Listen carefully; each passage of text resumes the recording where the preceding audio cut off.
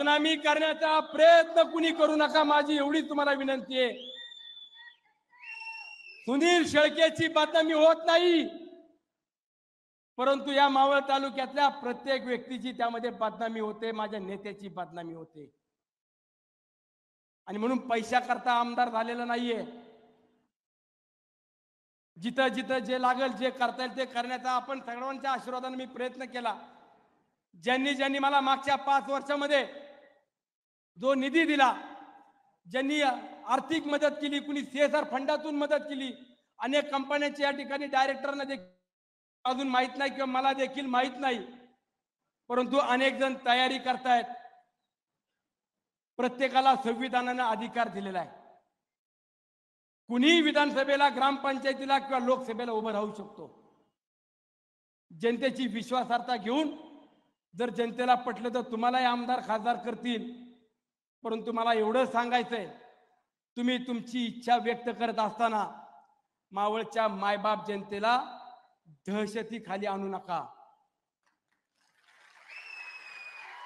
मावळच्या मायबाप जनतेला कुठल्या दडपणाखाली आणण्याचा प्रयत्न करू नका. मावळच्या मायबाप जनतेला तुम्ही दडपशाही खाली आणण्याचा प्रयत्न कराल तर दादा, तुम्हाला व्यासपीठावरून सांगतो, आज माझी मायबाप जनता प्रेमळ आहे. एखाद्यावरती जीव लावला तर त्याचा करट कार्यक्रम करते. परंतु जर कुणी दहशत केली, कुणी दादागिरी करण्याचा प्रयत्न केला तर सुनील शेळके या मायबाप जनतेवरचा अन्याय सहन करणार नाही. प्रत्येक जण मरायला आलेला आहे. प्रत्येक जण मरायला आलेला आहे. जर तुम्हाला दहशत करायची असेल, जर तुम्हाला दादागिरी करायची असेल तर या पठ्ठ्यावरती करा, या सुनील शेळकेला करा, मायबाप जनतेला आणि माझ्या सहकार्यांना करायचे.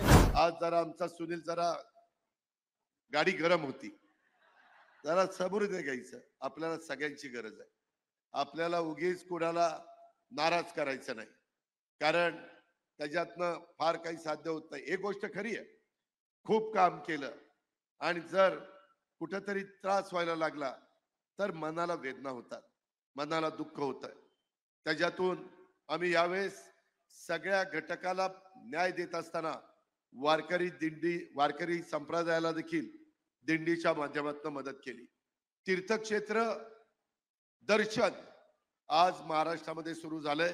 रेल्वे आपण तीर्थक्षेत्र दर्शनाच्या निमित्तानं पाठवतोय.